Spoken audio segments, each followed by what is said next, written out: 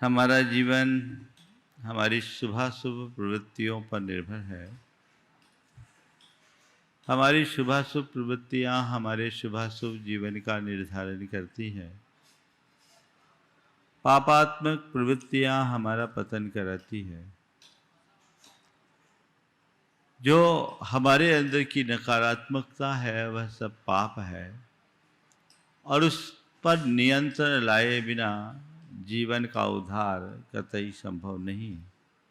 आचार्य कुंदकुंजन पाप के आश्रयों के संदर्भ में हमारा मार्गदर्शन करते हुए उन तमाम प्रवृत्तियों से बचने की प्रेरणा दे रहे हैं जो हमारी चेतना को कलंकित करती हैं, हमारी आत्मा का पतन करते हैं। पिछले दिनों मैंने कहा था, चर्या प्रमाद बहुला कालुष्यम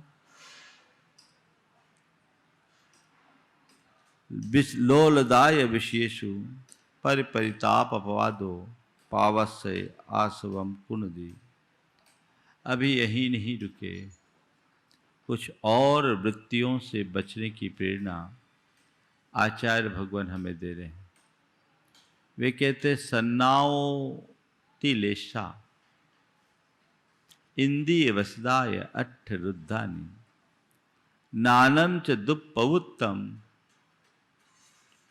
सब्बम पावपदा होती मोहो पावपदा होती।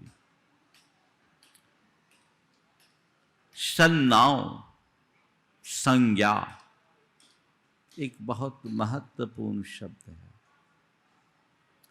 हमारे जीवन में आकुलता व्याकुलता के साथ पाप उत्पन्न करने के कारक में एक है संज्ञा। लोक में 4 संज्ञाएं प्रसिद्ध है: आहार, निद्रा, भय और मैथुन। जैन धर्म में निद्रा को जगह आहार, भय, मैथुन और परिग्रह ये 4 संज्ञाएं कही गई। ये चारों संज्ञा हमें आतुर करती हैं और इनके निमित्त से जीवन में पाप का प्रवेश होता है। चारों संज्ञाएं हमें आतुर करती है और ये हमारे जीवन में पाप के कारण बनते हैं। ये पाप निवर्तक प्रवृत्तियां, इनसे अपने आप को बचाओ। क्या है संज्ञा? संज्ञा शब्द आप लोगों के लिए नया होगा, लेकिन है क्या? आहार आदि की प्रगाढ़ अभिलाषा, किसी वस्तु को प्राप्त करने की तीव्र उत्कंठा, ये संज्ञा है। आहार संज्ञा, भय संज्ञा, मैथुन संज्ञा और परिग्रह संज्ञा के रूप में ये 4 संज्ञाएं। संसार का हर प्राणी इससे पीड़ित है। संसारी प्राणी के लिए एक टाइटल दिया गया है, चतु संज्ञा ज्वरातुरा। संसार के प्राणी हीनाधिक रूप में इन 4 संज्ञाओं के ज्वर से आतुर है। इन 4 में ही हमारी सारी इच्छाएं समाहित हो जाती है, खासकर असद इच्छाएं।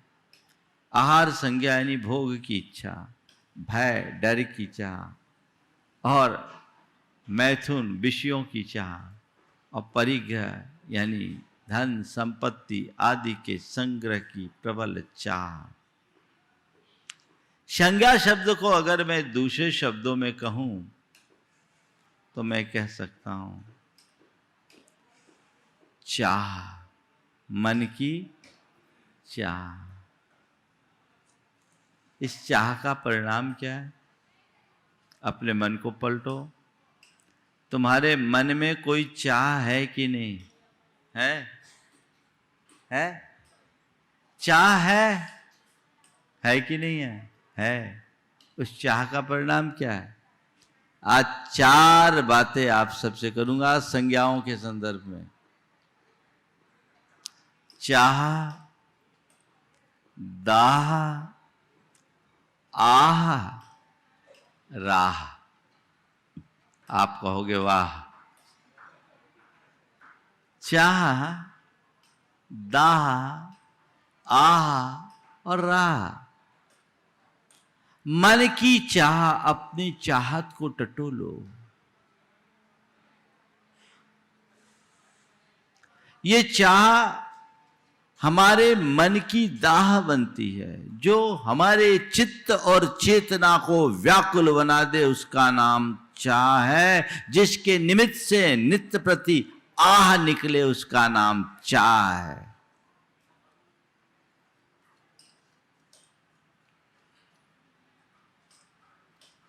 थोड़ा देखो मेरी स्थिति क्या है, मेरे मन में कोई चाह है या नहीं,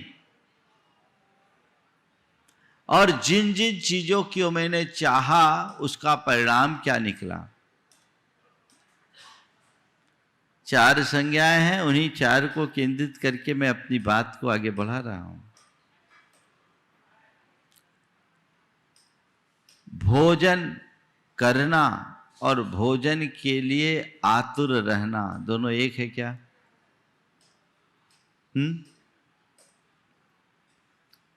अपने मन को पलटो। भोजन के प्रति तुम्हारी क्या स्थिति है? भोजन करना, अच्छे से अच्छा भोजन करना है, मनोनुकूल होना चाहिए, इसमें ये होना चाहिए, उसमें वो होना चाहिए, उसकी स्वाद में कोई कमी नहीं होनी चाहिए। अरे यदि इसमें कुछ कमी हो जाए तो प्रतिक्रिया आपकी कैसी होती है आप जानते ही हो, है ना? ये किसका परिणाम है? भोजन करना है, शरीर को संचालित करने के लिए भोजन करना है, तो भोजन कर लो जो शरीर के अनुकूल हो, जो शरीर को पोषक तत्व पूरे दे, शरीर की स्थिरता और पुष्टि के लिए जो आवश्यक है उतना भोजन करो। लेकिन अच्छा भोजन चाहिए। अच्छा भोजन मिल गया, आपको पसंद है ये भोजन, अच्छा मिल गया, दूसरे दिन वही भोजन मिल गया। क्या एक ही एक भोजन दे रहे हो, एक ही एक चीज बना रहे हो? अरे आपने कहा था अच्छा बनाओ, कल जो दिया वो आपको अच्छा लग रहा था, आज मुंह क्यों बना रहे हो?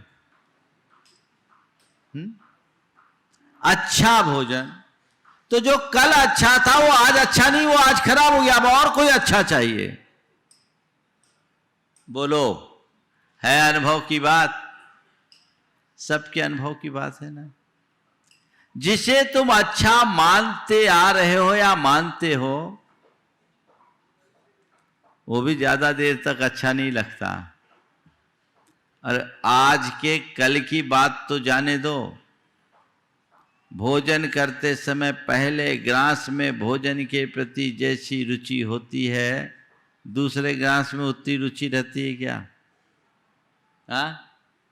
जैसे जैसे पेट भरता है, वो रुचिकर भोज्य पदार्थ भी अरुचिकर लगने लगता है, उसके प्रति रुचि कम होते जाती है। होती है कि नहीं होती?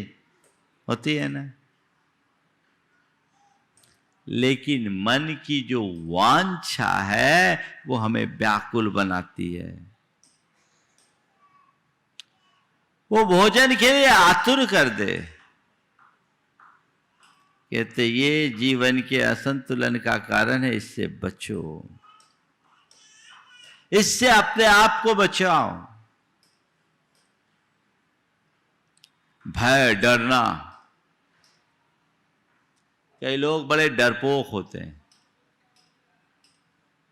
ये भी एक दुर्बलता, कहीं कुछ हो न जाए, कहीं कुछ हो न जाए, कहीं कुछ हो न जाए, ये नकारात्मकता है। आचार्य कुंद ने इन्हें सबको पाप कहा है। वो कहते पुण्य जो जीवन को पवित्र करे और पाप वह जो जीवन को पतित करे। जो तुम्हारे जीवन की सहजता को खंडित कर देता है, जो तुम्हें व्यग्र, व्याकुल और बेचैन बनाते हैं, वे सब के सब पाप है। अपने जीवन को पवित्र बनाना चाहते हो ना, तो इन सब बातों से बाहर निकलो।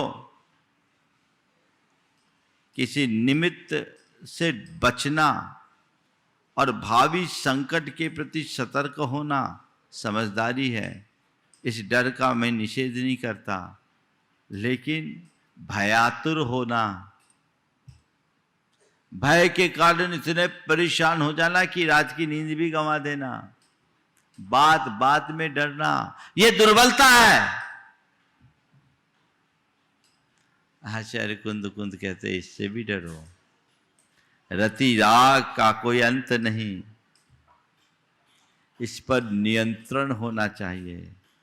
और परिग्रह तो पिशाच है, जिसके पीछे लग गया बड़ी मुश्किल से छोड़ता है, उस पर अंकुश होना चाहिए। इनकी जो उत्कट अभिलाषा है वो मनुष्य को पाप में ढकेलती है, इसलिए आचार्य कुंद कुंद ने इन्हें पावप पदा हो दी, ये पाप को प्रदान करने वाला कहा है। ये सारी वृत्तियां पाप प्रदायक है, पाप देने वाली है, पापात्मक है, पाप रूप है, इनसे बचे। तो मैं बात कर रहा था चाह की। चाह का हाल क्या है महाराज जी? चाह रोज बदलती है, और बदलती नहीं है, बढ़ती है। बढ़ती है धन वैभव की चाह, विषय भोग की चाह, पंचेंद्रियों की सामग्री की चाह उत्तरोत्तर बढ़ती है, और मनुष्य अपनी चाहतों का शिकार होकर जीवन भर भाग दौड़ करता रहता है, पहुंचता कहीं नहीं है। अपने जीवन को बदलना है। चाह का परिणाम यही है। चाह किसको बोलते हैं? जो अपनी स्थिति से संतुष्ट ना होने दे और दूसरी तरफ दौड़ाते रहे, उसका नाम चाह है। तुम्हारे पास कितनी भी अच्छी सामग्री हो, उसकी तरफ तो दृष्टि नहीं, पर जो नहीं है उसके पीछे पागल। बहुत अच्छे भजनकार ने भजन में पंक्तियां कही है। रहता है महलों में, रहता है झोपड़ी में, मगर महलों की चाह है, ये चाह ही तेरे लिए कांटों की राह है। इस चाह को तू मार ले, बस हो गया भजन, आदत बुरी संभाल ले, बस हो गया भजन। मन की तरंगे मार ले, बस हो गया भजन, आदत बुरी संभाल ले, बस हो गया भजन। ये एक्सपीरियंस हर किसी का है। तो चाह जो अंदर दाह उत्पन्न करती है, अंदर से व्यग्र और बेचैन बनाती है, उस चाह पर अंकुश होना चाहिए। क्योंकि जहां चाह है वहां दाह है, और जहां दाह है वहां आह है। जिस व्यक्ति के हृदय में जितनी प्रगाढ़ चाह है, वो उतना अधिक दुखी है, वो उतना अधिक गरीब है। हम लोग बोलते हैं दाम बिना निर्धन दुखी, तृष्णावश धनवान, और कहूं न सुख संसार में। देख लिया, यह अनुभव से प्रसूत सत्य है।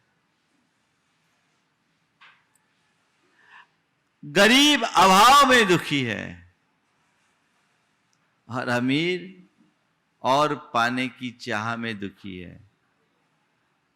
दुखी सब है, और जिसके हृदय में जितना जितना अधिक चाह है, वो उतनी ही दुखी है। आप लोग अमीर किसको मानते हैं? बोलो, आपकी नजर में अमीर कौन है? हाँ, बोलो तो। जिसके पास प्रचुर धन हो, अपार संपत्ति का मालिक हो, उसे आप संतोष धन। क्या बात है, बहुत ज्ञानी है आप तो, बहुत बढ़िया है। दादाजी ने सही उत्तर दिया है। जिसके पास संतोष धन है उसको हम अमीर कहते हैं। ये बोलो, अमीर बनना चाहते हो कि गरीब? हाँ, अमीर बनना चाहते हो कि गरीब? अमीर ना, गरीब। गरीबी रहने का कसम खाए हो। आपने कहा अमीर वो है जिसके पास संतोष धन है, और चाहते हो हमें अमीर नहीं रहना, गरीब रहना, माने संतोष धन नहीं चाहिए, असंतोष चाहिए। यही तो हमारी विसंगति है। लोक में अमीर किसके कहते हैं? आपने कह तो जरूर दिया कि जिसके पास संतोष धन है वो अमीर है, लेकिन तुम्हें संतोष में अमीरी कहाँ दिखती? तुम्हें तो पैसों में अमीरी दिखती है, और पूरी जिंदगी पैसों के पीछे पागल होने में खराब करते हो। बस उसी लाइन में लगे हो, मुझे पैसा पैसा पैसा, बस पैसा चाहिए। और पैसे के बल पर आदमी संपन्न भले हो जाए, लोक में अमीर भले कहला ले, लेकिन सच्चे अर्थों में वो अमीर नहीं है, वो दरिद्र है, वो गरीब है। को ही दरिद्रो यश तृष्णा विशाला। दरिद्र कौन है? जिसके अंदर तृष्णा की अधिकता है। गरीब वो नहीं जिसके पास अभाव है, गरीब वो है जिसके मन में अधिक पाने का भाव है। कितना भी और चाहिए और चाहिए और चाहिए, ये गरीबी है। भूखा कौन? जिसको खाने के लिए कुछ नहीं और खाने की इच्छा नहीं है वो, या जिसने 2 लड्डू खा लिए, 2 थाली में है, फिर भी पड़ोसी की थाली में नजर गड़ा है वो? बोलो किसको भूखा मानोगे? हाँ, समझ में आ गई ना बात? जिसके पास अभाव है वो गरीब नहीं, गरीब वो है जिसके मन में और अधिक पाने का भाव है। ये तृष्णा मनुष्य को गरीब बनाती है, अंदर से कमजोर करती है, तोड़ डालती है। ऐसी गरीबी से अपने आप को बाहर निकालना है। ये क्यों? जितनी अधिक चाह है उतनी अधिक दाह है, यानी ये अतृप्ति की प्यास अंदर बढ़ती है, और प्यास में तो दाह ही होगी। और जब अंदर आग लगेगी तो आह होगी। तो चाह में दाह है और दाह में आह है। आज तक का यही अनुभव है ना? है कि नहीं? अब क्या करें महाराज? आप तो राह बता दो। क्या बता दो? राह बता दो। तो राह ही तो बता रहे हैं। राह का एक ही राह है, ज्यादा कुछ नहीं। तुम चाहते हो मेरी आह मिटे, चाहते हो ये दाह मिटे, तो बस कुछ मत करो, अपनी चाह को मिटा दो, सब मिट जाएगी। चाह को मिटाओ। और यदि कदाचित चाह को पूरी तरह मिटाने में असमर्थ हो, तो कम से कम चाह को नियंत्रित करने का तो अभ्यास रखो। ये राह है जो समझ में नहीं आती। महाराज आप तो जो चल रहा है वो चलने दो, और उसी में कोई रास्ता बता दो। न भूतो न भविष्यति। अपने मन में संतोष का भाव जगाइए। राह ये है। और संतोष आता है नियंत्रण से, संयम से, अपने आप पर नियंत्रण। एक बात सदैव ध्यान रखना, इच्छाओं की पूर्ति से इच्छाओं की तृप्ति नहीं होती। इच्छाओं के नियंत्रण से ही इच्छाओं से मुक्ति हो सकती है। क्योंकि पूर्ति के प्रयत्नों से तो इच्छाएं और अधिक प्रबल होती है। हम कितना भी पूर्ण करें, आप लोग बोलते हैं ना, इच्छा को जितनी पूर्ण करे उतनी तृष्णा को जितनी पूर्ण करे उतनी बढ़ती इच्छा ज्वाला।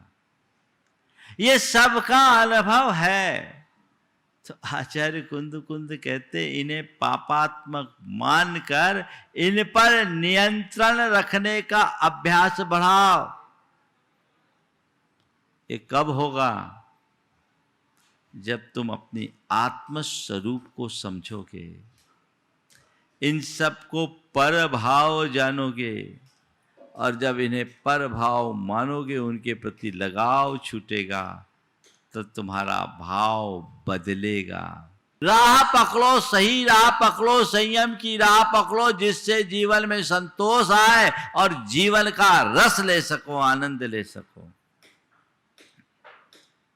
बाकी तो केवल भागम भाग है और कुछ नहीं। अभी तक तुमने बहुत कुछ चाहा। पहले तो ये बोलो, जो जो चाहा वो सब मिला क्या? कितना प्रतिशत मिलता है? बहुत बहुत भाग्यशाली आदमी भी होगा ना, तो जितना चाहा उसका चौथाई मिला होगा। वो भी मैं शायद हायर साइड में बोल रहा हूं। लेकिन मिल जाने के बाद चाह दूसरी हो गई, उसको नहीं चाहा होगा। मनुष्य के जीवन की सबसे बड़ी विचित्रता यही है कि मनुष्य बहुत सारी चीजों को चाहता है, और चाह के बाद यदि उसमें से कुछ मिल गई तो फिर और कुछ को चाहना शुरू कर देता है। जिसे चाहता था वो अनचाहा हो जाता है। होता है। संत कहते हैं, तुम जिसे चाहो वो तुम्हें मिले, ये तुम्हारे हाथ में नहीं है। तुम जिसे चाहो वो तुम्हें मिले, वो तुम्हारे हाथ में नहीं है। पर जो तुम्हें मिला है उसे तुम चाहो, वो तुम्हारे हाथ में है। क्या करना है, किसके रास्ते पर चलना है? जिस पर तुम्हारा नियंत्रण है उस पर, या जो तुम्हारे कंट्रोल से बाहर है उस पर? किस पर? हाँ, थोड़ा बोलो तो। जिस पर नियंत्रण है उस पर करते क्या हो? महाराज, आपके सामने तो हमको आपकी भाषा बोलनी पड़ती है। बोलते नहीं हो, बोलनी पड़ती है। ऊपर ऊपर से बोलते हो, अंदर से नहीं चलता है सर। अंदर से जुड़ने का प्रयास होना चाहिए, पुरुषार्थ होना चाहिए, अपनी भावधारा को बदलने का प्रयास हो। तो सम्यक राह को अंगीकार करे, ये चलता रहेगा। और इसके लिए क्या करे? एक भावना भाई, अपने अतीत के अनुभवों को सामने लाएं। ये हमारे अंदर की चाह क्यों बढ़ती है? मन में पलने वाली आसक्ति के कारण। और आसक्ति हावी क्यों होती है? क्योंकि हम अपने अनुभवों का कोई लाभ नहीं लेते। अतीत के अनुभवों की हमें कोई स्मृति शेष नहीं है। अगर अपने अतीत के अनुभवों को हम समझें और उनका लाभ ले, तो फिर व्यक्ति की दिशा ही बदल जाती है। वो कहता ठीक नहीं। मैं आपसे पूछता हूं, जीवन में कोई भी खोटा अनुभव हुआ हो, कड़वा अनुभव हुआ हो, उस सिचुएशन का दोबारा सामना करने का कभी मन बनता है? नहीं ना। 2013 में केदारनाथ में जो प्रलय आया, एक सज्जन मेरे से जुड़े हुए थे, वो उसमें फंस गए थे। आए तो बड़ा खौफनाक मंजर सुनाया। मैंने बातों बातों में उनसे पूछा, आप दोबारा जाने का मन है? बोले महाराज अब तो नाम लेने का भी मन नहीं। क्यों? एक बार हमने इतना बुरा अनुभव कर लिया, वो हमारे मानस पटल पर अंकित है कि अब तो मैं सोच भी नहीं सकूंगा। न उस घटना की बात हृदय में सामने आते ही हमारी हार्ट बीट बढ़ जाती है। मतलब क्या हुआ? एक बार का अनुभव जब हमारे सामने होता है तो हम उस दिशा में आगे बढ़ने की मानसिकता भी नहीं रख पाते, है ना? तो थोड़ा अपने अतीत को देखो। तुम्हारे मन में बड़ी इच्छाएं हुई, तुमने उसको पूरा किया, पूरा करने के बाद क्या हुआ? अनुभव क्या बोलता है? मैं जब छोटा था, मैंने अपने धंधे की शुरुआत की थी, सोचा था कि 1 करोड़ रुपया हो जाए और अपना एक मकान हो जाए तो बस शांत हो रहूँगा, फिर अच्छे से अपना काम करूँगा। 1 करोड़ पा लिया, मकान भी बना लिया। अब 1 करोड़ तो आ गया, थोड़ा बिजनेस बढ़ा लूँ, थोड़ा और रुपया आ जाए तो बहुत अच्छा है ना?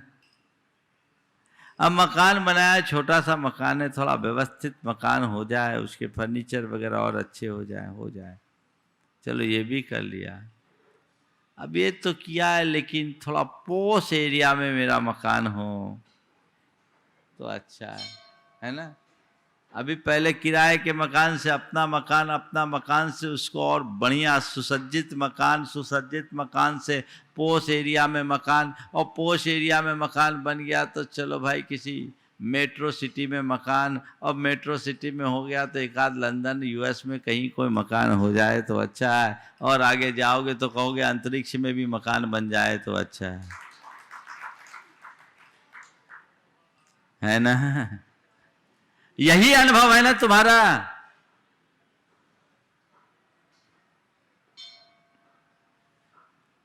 आदमी की दशा यही है। आदमी रहने के लिए घर बनाता है, पर घर बन जाता, आदमी रह नहीं पाता, वो दूसरा घर बनाने में लग जाता है और जिंदगी भर घर बदलता रहता है, कुछ कर नहीं पाता। ये जीवन का एक अनुभव है कि नहीं? है ना? इसी तरह पंचेंद्रिय के विषयों में इतना और हो जाए तो ठीक, इतना हो जाए और हो जाए तो ठीक, इतना और हो जाए तो ठीक, हो जाने के बाद ठीक नहीं होता और हो जाए। वो संसार वृक्ष वाली कहानी पढ़ते हैं ना, वन ड्रॉप और, एक बूंद और, एक बूंद और, एक बूंद और, कहते कहते पूरा जीवन बर्बाद हो जाता है, पर हमें जो चाहिए वो हम हासिल नहीं कर सकते। वहां अपने आप को बचाइए, अनुभव का लाभ उठाइए।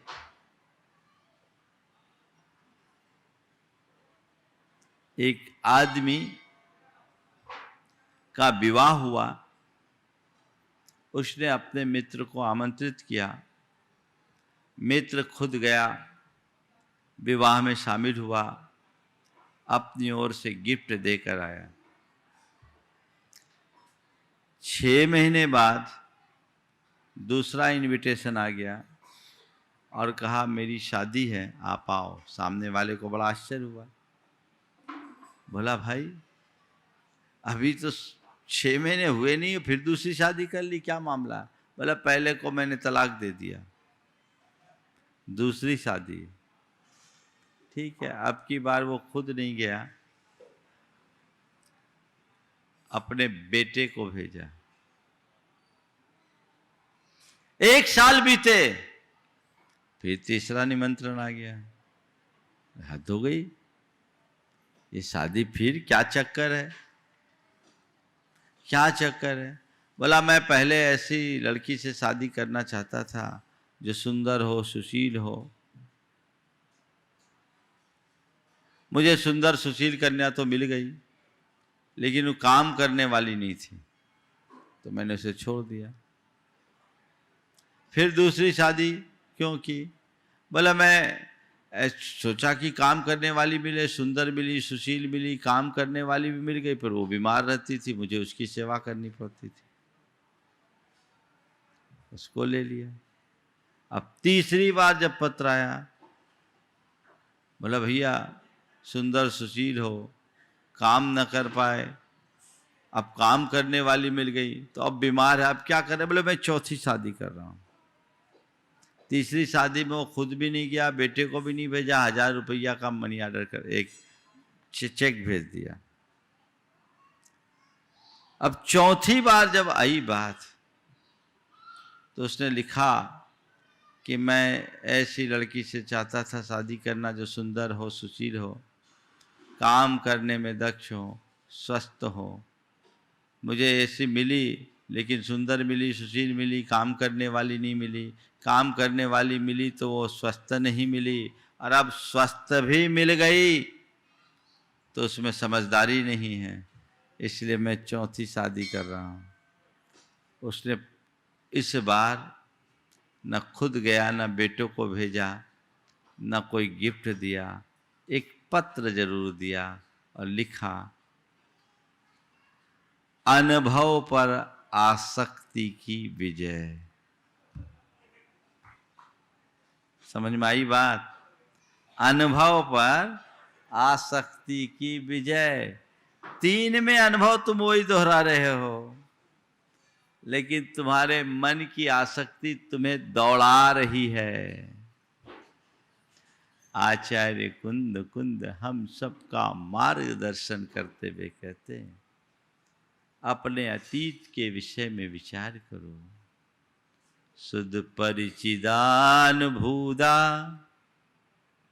सवस्सव्य काम भोग बंध कहा, एयत्तसुलंभो नौरिन सुलहो विहतस। तुम्हारे द्वारा जन्म जन्मांतरों में काम भोग और बंध की कथाएं सुनने में आई। शुद्ध काम भोग और बंध की कथाओं का तुमने जन्म जन्मांतरों से परिचय पाया है, और जन्म जन्मांतरों से तुमने काम भोग और बंध का ही अनुभव किया है। उसे ही सुना, उसका ही परिचय और उसका ही अनुभव। लेकिन काश तुम अपनी आत्मा को पहचाने होते तो ये सब चीजें खत्म हो गई होती। आज तक इनका ही श्रवण, इनका ही परिचय, इनका ही अनुभव, लेकिन निचोड़ क्या? वही भाग दौड़, वही दाह। रास्ता बदलो, जीवन बदल जाएगा, जीवन की दिशा बदल जाएगी। हमारी दृष्टि वैसी होनी चाहिए, तो उस तरफ अपने आप को मोड़ करके देखिए। संत कहते हैं, सुनना चाहते हो तो उसे सुनो जिसे आज तक सुन नहीं सके, और जिसके सुनने के बाद फिर कुछ और सुनना शेष न रहे। परिचय पाना चाहते हो तो उसका परिचय पाओ जो आज तक अपरिचित रहा है, और जिससे परिचित हो जाने के बाद फिर और किसी परिचय की जरूरत ना हो। अनुभव करना चाहते हो तो उसका अनुभव करो जो आज तक अननुभूत रहा है, और जिसके अनुभव के बाद फिर और कोई अनुभव बाकी न रहे। दृष्टि अध्यात्म की ओर हो, जीवन में अपने आप सहजता और सरलता विकसित होगी, स्वाभाविक माधुर्य प्रकट होगा, और हम अपने जीवन का रस लेने में समर्थ हो सकेंगे। लेकिन लोग उसी रौ में बहे जा रहे हैं। स्कूल में शिक्षक ने छात्रों को एक कुत्ते पर लेख लिखकर लाने के लिए कहा। सबक दिया कुत्ते पर लेख लिख कर लाने का। सभी बच्चे लेख लिख कर ले गए। एक बच्चे का लेख पढ़ा तो शिक्षक को बड़ा आश्चर्य हुआ कि भैया लेख तो तुमने अच्छा लिखा, लेकिन ठीक ऐसा ही लेख पिछले बरस तुम्हारा बड़ा भाई लिख कर लाया था। लेख तो तुमने अच्छा लिखा, लेकिन ठीक ऐसा ही लेख पिछले बरस तुम्हारा बड़ा भाई लिख कर लाया था। उस लेख और इस लेख में एक अक्षर का अंतर नहीं, मात्रा का अंतर नहीं। मामला क्या है? बात समझ रहे हैं? ठीक ऐसा ही लेख पिछले बरस तुम्हारा बड़ा भाई लिख कर लाया था। उस लेख और इस लेख में एक अक्षर मात्र का अंतर नहीं है। मामला क्या है? तो उसने कहा सर कुत्ता वही है, तो लेख दूसरा कहां से लाएंगे? कुत्ता वही है तो लेख दूसरा कहां से लाएंगे? बात समझ रहे हैं? यही तुम्हारी कहानी है। हर मनुष्य एक ही कुत्ते पर लेख लिखते आ रहे हैं। वो क्या है? आर, भय, मैथुन, परिग्रह। ये 4 संज्ञाओं का कुत्ता है जिस पर लेख लिखते आ रहे हो। अब अपना लेख बदलो, जीवन की वास्तविकता को पहचानो, उस दिशा में आगे बढ़ने का प्रयास करो।